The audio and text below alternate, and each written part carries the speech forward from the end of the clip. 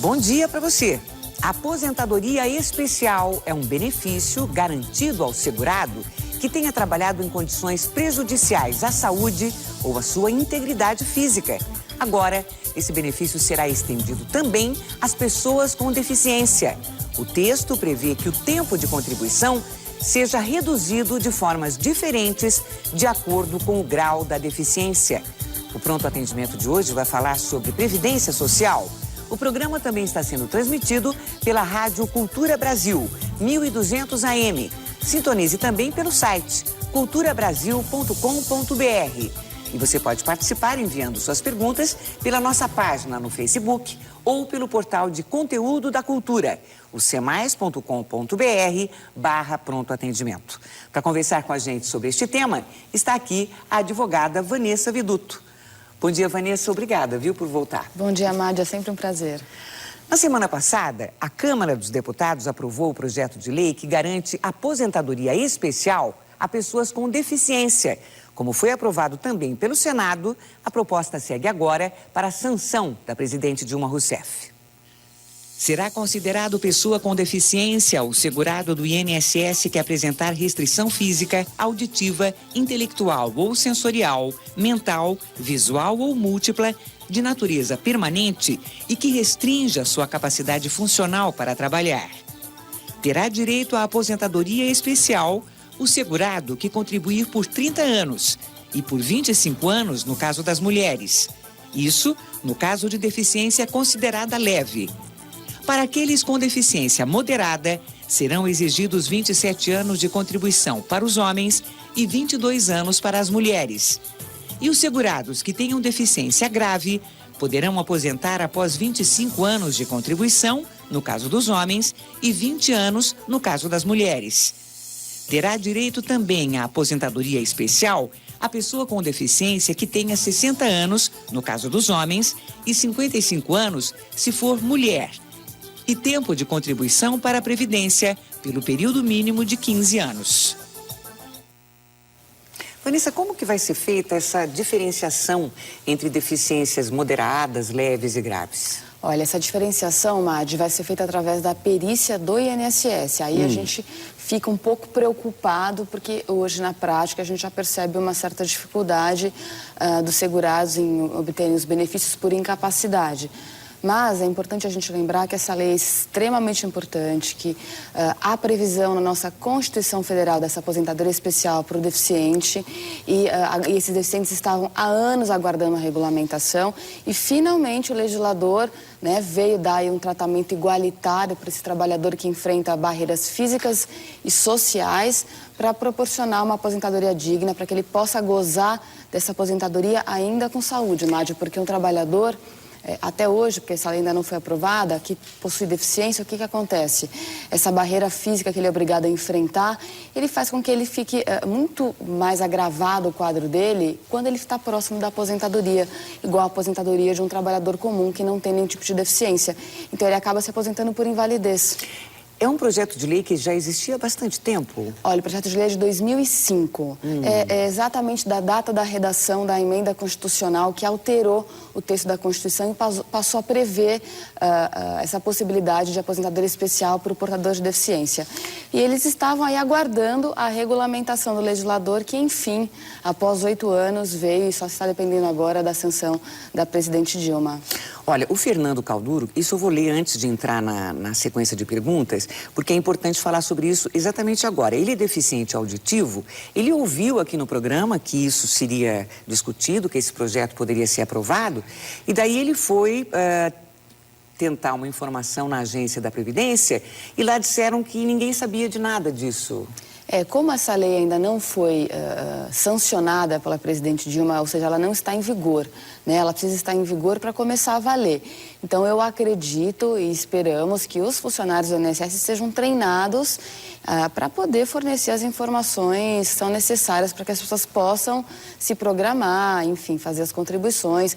E o site do INSS também, que é bastante explicativo, deve aí, com a aprovação da lei, também trazer informações bem concretas a respeito dessa nova aposentadoria. É importante lembrar também, Madi, que, assim como o trabalhador que hoje trabalha sujeito a condições insalubres, penosas e perigosas e tem direito a uma aposentadoria especial, essa aposentadoria especial do deficiente, ela também não vai haver incidência do fator previdenciário. Ah, tá. É uma aposentadoria que vai ser calculada também com base em 100% da média aritmética dos salários de contribuição, 80% dos mais altos, de julho de 94 até a data em que ele der entrada na aposentadoria. Então, o fator, na verdade, ele só vai incidir se ele for um fator positivo.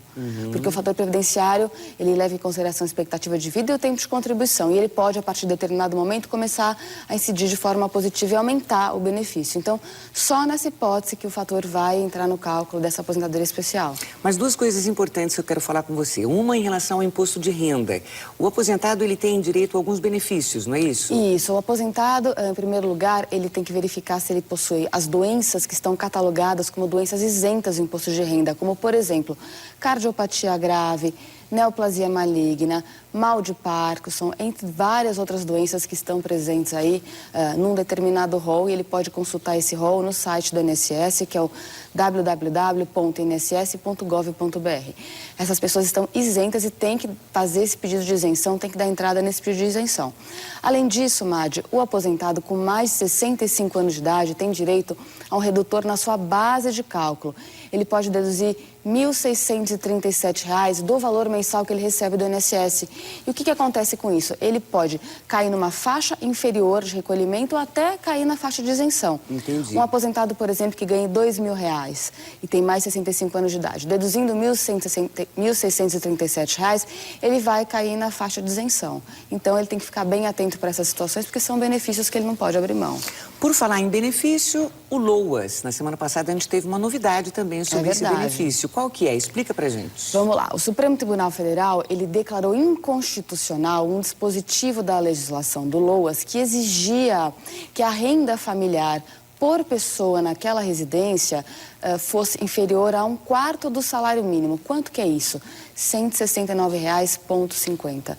Ou seja, somando todos os ganhos da pessoa que reside na mesma residência de quem pede LOAS, aquela renda individual não poderia ser superior a R$ 169,50, que é um valor muito baixo. Baixo, né? Muito baixo, restringia demais o rol das pessoas que acabavam conseguindo o benefício do LOAS. Essas pessoas acabavam, quem não conseguia, ia para a justiça, e no Poder Judiciário a gente já via bastante decisões derrubando esse critério, que é o critério da miserabilidade. O Supremo disse que, de fato, esse 1/4 do salário mínimo está defasado, não condiz com a realidade atual, e de acordo com diversas leis aí de programas sociais, o critério que está sendo utilizado hoje em dia, o que vai acabar sendo adotado para o LOAS, é de meio salário mínimo. Entendi. Que é 330 e poucos reais. Então, quem tem direito ao LOAS vai aí ter um critério um pouco mais elástico, um pouco mais folgado para conseguir receber o benefício. Muito bem, muitas perguntas, vamos lá, hein? Ou alguém que não se identifica? Não, ele se identifica assim, o João. Ele diz, eu me chamo João, tenho uma dúvida, eu recebo aposentadoria e gostaria de saber se eu poderia receber também o auxílio acidente de trabalho.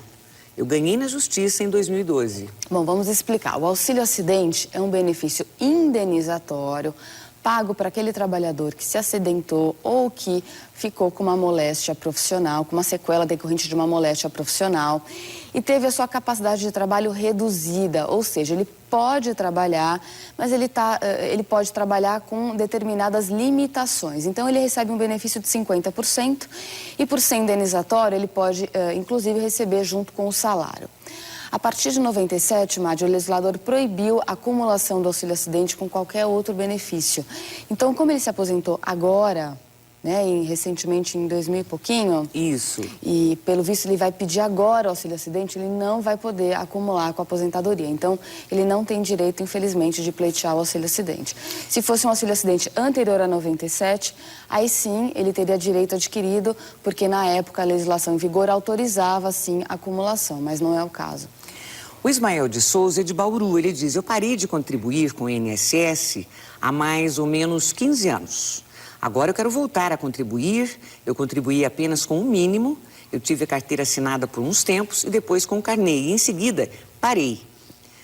Para voltar a contribuir, eu devo abrir uma nova inscrição ou continuar com a mesma? Não há necessidade alguma, ele pode utilizar o mesmo número de inscrição. E lembrando que se ele não exerce hoje uma atividade remunerada, ele pode recolher como facultativo até o 15º dia útil do mês, referente sempre ao mês anterior.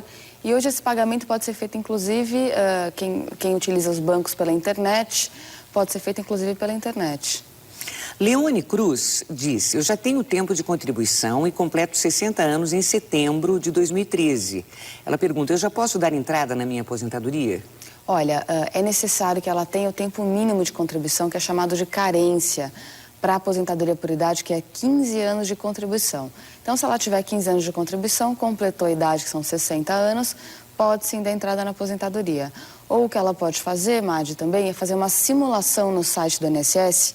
Vai entrar ali no inss.gov.br, vai entrar em Calcule Sua Aposentadoria, vai inserir os salários de contribuição, ou seja, a base que ela utilizou para fazer os recolhimentos do INSS e verificar se aquele valor está a contento.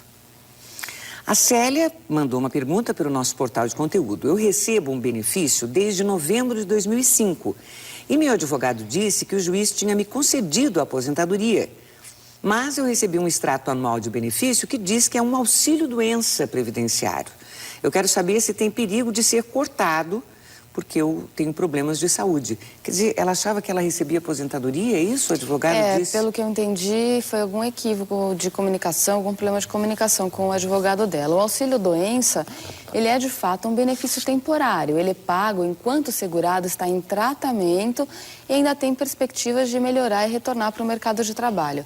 Quando essa perspectiva acaba e essa situação se torna permanente, ou seja, não há mais perspectiva de retorno, aí o benefício correto é a aposentadoria por invalidez, que também não é vitalícia e também não há garantia de que a pessoa não tenha que passar por uma nova perícia. A aposentadoria por invalidez também pode obrigar o segurado, ele pode ser chamado a passar por uma perícia pelo INSS para verificar se de fato a invalidez não cessou. Mas o auxílio-doença certamente vai chegar um determinado momento que ele vai ser cessado. Ela pode, então, conversar com o advogado dela, se é um processo judicial, para que ele faça um novo pedido, enfim, para que tome as providências e ela não seja surpreendida. Entendi. Olha, uma outra dúvida grande, né, que muita gente tem é em relação à desaposentadoria, que alguns falam desaposentação, né? Isso. Então, é a revisão daquele benefício depois que o aposentado continua trabalhando, continua contribuindo para a Previdência. A gente vai, então, saber a dúvida de uma moradora de Bauru, que faz uma pergunta justamente sobre isso. As imagens são da TV Unesp. Eu já sou aposentada, eu gostaria de saber se eu trabalhando em novo emprego, eu continuo pagando a contribuição e se eu posso aumentar a minha aposentadoria. Essa é a dúvida, né? Olha só, o aposentado hoje que trabalhar em qualquer outro emprego vai obrigatoriamente contribuir para a Previdência Social. Ele é um contribuinte obrigatório, ele vai ter, querendo ou não, a incidência ali da contribuição, o desconto no seu olerite, tá? Se ela vai poder utilizar esse tempo, isso é o que está sendo discutido atualmente. Hoje, Madi, ainda não há legislação regulamentando a situação. Nós vimos aí na semana passada, retrasada, que o Congresso Nacional está tramitando no Congresso um projeto de lei do senador Paulo Paim para aprovar a desaposentação, ou seja, para permitir que as pessoas não precisem entrar com processo na justiça, que elas tenham isso automaticamente se dirigindo aos postos do INSS, mas ainda está em tramitação. E existe hoje só a possibilidade, a via, o caminho de ingressar com um processo de revisão no Poder Judiciário, que ainda também não pacificou o assunto. Há bastante decisões de peso, até decisões do Superior Tribunal de Justiça, que é uma das cortes aí de Brasília, admitindo a desaposentação, mas a questão ainda pende aí de uma decisão final do Supremo Tribunal Federal. Passou em uma das comissões do Senado, mas exatamente, o governo federal já sinalizou que não vai aprovar. Já sinalizou que o rombo nos cofres é muito grande e dificilmente vai ser aprovado. Olha, o Luiz Roberto diz o seguinte: a minha mãe recebe um salário mínimo de pensão. Meu pai trabalhou 12 anos em uma siderúrgica. Ela pode ter alteração no benefício? Olha, quem trabalhou numa siderúrgica provavelmente trabalhou em condições nocivas à sua saúde e teria direito a uma aposentadoria especial. A viúva pensionista, por reflexo direto dessa situação, teria direito também a uma revisão para pleitear a aposentadoria especial, se isso não foi reconhecido na época. Mas é necessário que se verifique que tipo de aposentadoria que foi concedida para o pai dele, se era uma aposentadoria especial ou não era. Se não era uma aposentadoria especial, ele pode verificar se aquele tempo que ele trabalhou na siderúrgica foi considerado especial, ou seja, com a conversão e o acréscimo de 40% para somar os demais períodos. E para verificar tudo isso, Madi, o que é necessário? Ele precisa pleitear na agência do INSS, onde foi dada a entrada na aposentadoria do pai dele e na pensão da mãe dele, uma cópia do processo concessório. Né? Ele pode agendar esse pedido pela internet ou no telefone 135. Com a cópia desse processo concessório, ele vai ter que procurar um profissional habilitado que vai poder fazer essa avaliação e verificar ou não se cabe um pedido de revisão em cima desse benefício. Vamos voltar então até a cidade de Bauru, no interior de São Paulo, com mais uma pergunta sobre aposentadoria. Eu queria saber se eu posso juntar o tempo da iniciativa privada com o tempo de funcionalismo público que eu tenho para poder me aposentar. Então, Vanessa. Sem dúvida alguma. Existe um instituto chamado contagem recíproca. O que significa isso? Os sistemas se compensam, Magi. Um trabalhador da iniciativa privada que para de contribuir para o INSS e passa num concurso público, ele pode, através de uma certidão de tempo de contribuição, que a gente chama de CTC, averbar, ou seja, levar esse tempo do INSS para o serviço público. Agora, para se aposentar no serviço público, ele tem que estar vinculado ao serviço público. E vice-versa, se ele trabalhou no serviço público, se desligou e começou a contribuir para o INSS como um trabalhador da iniciativa privada, ele pode pegar uma certidão do serviço público e levar esse tempo para somar e se aposentar no INSS. Isso é perfeitamente possível. O Godofredo Nascimento é de Campo Grande. Ele diz: eu sou vigilante há 1 ano e 6 meses numa empresa de vigilância. Há 6 meses eu estou com problemas nos olhos. Passei por vários médicos, tenho 3 laudos confirmando cegueira no olho direito e problemas também no olho esquerdo. Eu já estou preocupado porque não consigo fazer o meu serviço de costume. Eu trabalho à noite. E daí ele pede uma orientação para você. Como que ele pode agir, hein, Vanessa? Olha só que situação grave, né? Ele precisa da visão para poder exercer a função dele, porque a função dele é uma função, inclusive, perigosa. Né? E ele trabalha à noite com arma de fogo. Como alguém que trabalha com arma de fogo vai conseguir desempenhar a função sem estar com a visão 100% em condições? Ele deve primeiro pleitear um benefício de auxílio doença no INSS para tratamento, para ele poder se tratar, se afastar e até verificar qual é a situação. A questão médica, acho que o médico dele vai poder dizer se essa situação é progressiva, se está estabilizada, se não está, se há chances de melhorar, de evoluir. E, dependendo do que o médico avaliar, ele vai poder ou pedir um auxílio acidente, que é um benefício de 50%, e se reabilitar por uma outra função, por uma outra atividade, ou até, se for o caso, Madi, uma aposentadoria por invalidez. Entendi. Olha, a gente vai para um rápido intervalo, hein? Nós já voltamos com outras perguntas e respostas sobre Previdência Social. Continue aí, continue enviando suas dúvidas. Até já. Nós estamos de volta com o Pronto Atendimento. O tema de hoje é Previdência Social e quem está tirando suas dúvidas é a advogada Vanessa Viduto. Vanessa, a gente falou no início do programa da aposentadoria especial para pessoas com deficiência, mas a Adélia Bastos, que é de Pindamonhangaba, ela tem uma dúvida sobre isso. Ela gostaria de saber se uma pessoa com deficiência, paralisia cerebral, tem o direito de se aposentar. É direito dessa pessoa ou eles avaliam a renda familiar antes de ser aprovada? Porque, pelo que eu saiba, ela diz, independente do salário dos membros da família, é um direito do deficiente. Explica para ela melhor. Olha, vamos lá. É importante lembrar que essa lei que está para ser aprovada, sancionada, que reduz o tempo de trabalho para o portador de deficiente, ela é direcionada para aquele portador de deficiência que trabalha, que exerce atividade remunerada, tá?